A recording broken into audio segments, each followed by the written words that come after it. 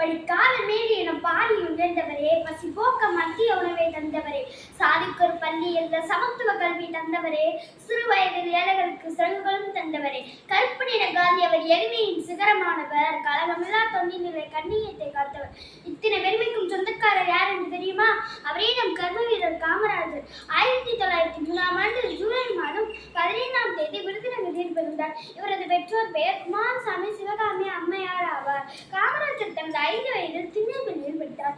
6 வயதில் தன் தந்தையை இழந்தார். தன் தந்தையை இழந்த காமராஜர் 12 வயதிலிருந்து அவரது படிப்பை தொடங்க முடியவில்லை. சிறு வயதில் இளம் பருவத்திலேயே அரசியல் கூட்டத்தில் கலந்து கொண்டார்.